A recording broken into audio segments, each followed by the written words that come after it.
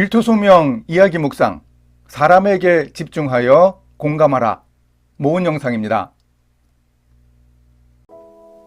요즘 공감이 필요한 시대라는 공감대가 형성되어 있습니다. 사전에도 공감력을 여러 사람이 함께 공감하여 생긴 힘이라고 정의하고 있습니다. 여러 사람이 동일한 사안에 대해 마음이 통해 공감대를 형성해서 조성되는 사회적 합의를 말합니다. 이 공감력을 저는 사람에게 집중하는 힘이라고 생각합니다. 물론 공감해야 할 영역은 사람을 넘어 생태적인 영역과 사회적 인프라와 법 시스템, 나아가 우주적 영역까지 확대되어야 한다는 점에 저도 공감합니다. 그런데 가장 중요한 공감은 바로 사람입니다. 사람은 가장 먼저 공감해야 할 대상이기도 합니다. 사람을 중요하게 여기는 것이 얼마나 중요한가에 대해서 강한 인상을 주는 한 실화가 있습니다. 영화 신들러 리스트로 잘 알려진 오스카 쉰들러입니다. 그런데 이 사람은 1100명의 유대인들을 구한 성인이 되었지만 본래 성품이 착하거나 성실한 사람이 아니었습니다. 남봉꾼이었습니다.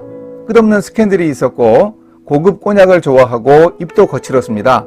독일 사람들에게 뇌물을 주면서 사업하는 기회주의자였습니다.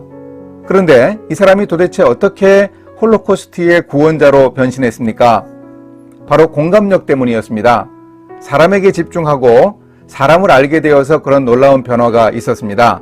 유대인을 인간으로 보기 시작했습니다. 쉰들러의 회계사인 유대인 이츠하크 스턴이 촉매 역할을 했습니다. 업무상 두 사람은 처음에 공적 관계였지요. 그런데 서서히 둘 사이에 우정이 싹트고 오스카 쉰들러가 마음을 터놓는 아버지 같은 존재가 바로 스턴이었습니다. 쉰들러는 스턴과 날마다 대화하면서 유대인 게토 내의 비참하고 충격적인 상황에 대해서 알게 되었습니다. 그러다가 1942년 6월 8일에 쉰들러는 공감의 임팩트라고 할 수 있는 충격적 경험을 합니다. 남봉꾼답게 그날도 연인과 승마를 즐기던 쉰들러는 유대인 거주지 크라코프 외곽의 언덕에서 우연히 게토를 내려다봤습니다. 유대인들이 개에게 쫓기고 구타당하고 길거리에서 무차별 총격을 받았습니다. 그 학살의 장면을 쉰들러가 보았습니다. 그때 빨간색 옷과 모자를 쓴 한 어린 소녀의 당당한 모습이 보였습니다. 한 독일군이 어떤 소년의 머리를 밟고 서서 목 뒤에 총을 쏘고 있었는데 그 소녀가 도망가지도 않고 걸음을 멈추고 바로 그 장면을 보고 있었습니다. 바로 이 장면이 크라코프 유대인들에 대한 쉰들러의 공감력을 보여주는 결정적 계기가 되었습니다. 그가 말합니다.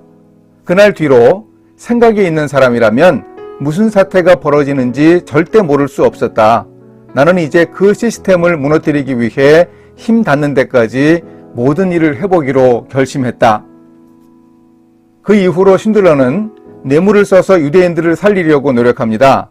유대인 아이들도 탄피 안쪽을 청소하기 좋은 손가락이 있다고 보호하고 장애인도 도와주었습니다.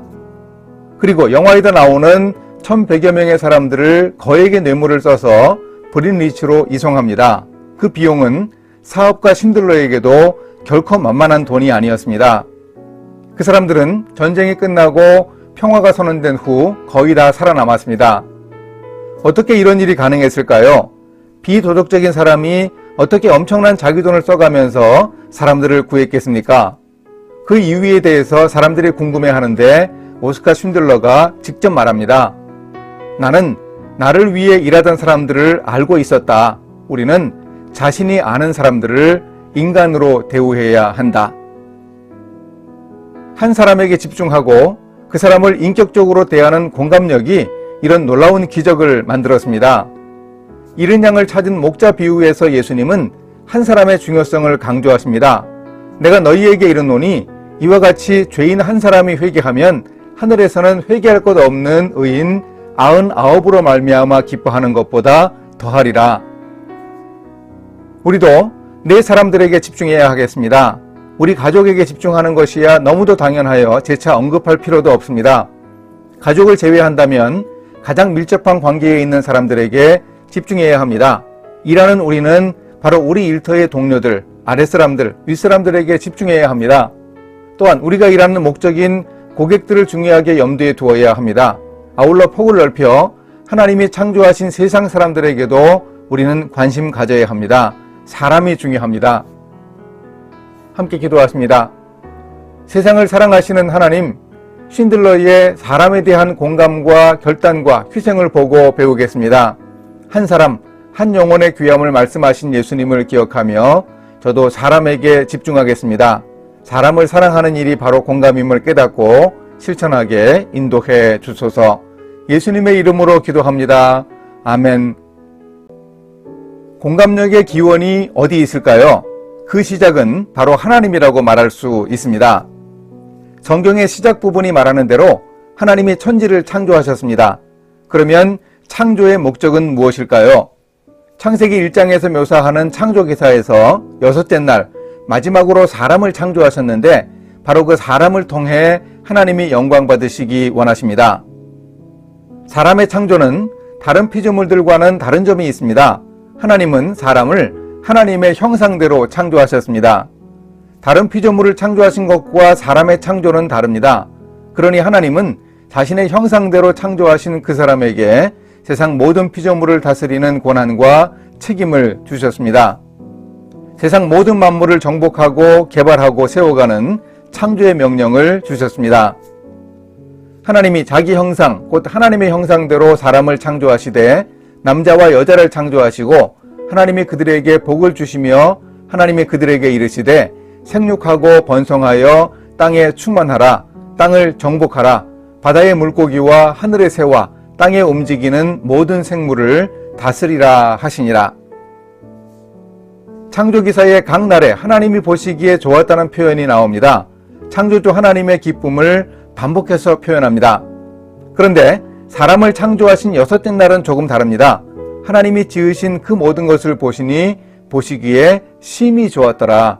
저녁이 되고 아침이 되니 이는 여섯째 날이니라. 여섯째 날에 창조하신 피조물 중에 짐승도 있지만 바로 이 여섯째 날에 사람을 창조하셨기에 이렇게 최상의 기쁨을 표현하셨습니다. 여섯째 날이라는 히브리어 표현에도 다른 날들과 달리 정관사가 붙어서 강조되고 있습니다. 이렇게 하나님이 사람에게 집중하셨습니다. 공감력의 기원은 바로 하나님의 창조입니다. 그런데 이 창조의 영광과 질서와 조화가 인간의 죄로 인해 어그러지자 하나님이 어떻게 하십니까? 또 한 번 하나님은 사람에게 집중하셨습니다. 예수님을 이 땅에 보내셨습니다. 빌립보서 2장 5절부터 11절은 그리스도 찬송시로 초대교회 성도들이 부른 찬송가의 가사라고 보는 견해가 지배적입니다. 이 노래의 핵심은 그리스도의 낮아짐과 높아짐이라는 기독교의 교리 중 기독론의 핵심 부분입니다. 죄지은 인간을 구원하기 위해서 하나님이신 분, 하나님의 아들인 예수 그리스도가 자신의 영광을 포기하고 사람의 몸을 입고 세상에 오셨습니다. 인간을 구하기 위해 십자가에 처형당해 죽으셨습니다. 신으로서 가능하지도 않고 치욕이랄 수 있는 죽음을 친히 겪으십니다. 물론 그렇게 끝까지 낮아지신 예수님을 하나님은 높여주시지요. 예수님은 죽음의 권세를 깨뜨리고 부활하고 승천하여 지금 하나님의 보좌 우편에서 세상을 통치하십니다.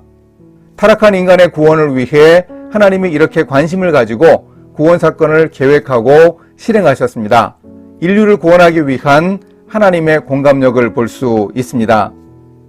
하나님은 사람에게 집중하고 공감하십니다. 사람을 창조하신 것도 사람들에게 영광받기 원하시기 때문이었습니다. 우리 인생의 목적 자체가 하나님을 영화롭고 기쁘시게 함입니다. 그래서 하나님이 사람들을 끝까지 책임지시는 모습을 보여주십니다. 함께 기도하십니다. 사람을 사랑하고 공감하시는 하나님, 예수 그리스도의 성육신과 십자가 죽음, 부활과 승천을 통해 보여주신 사랑과 공감을 감사합니다.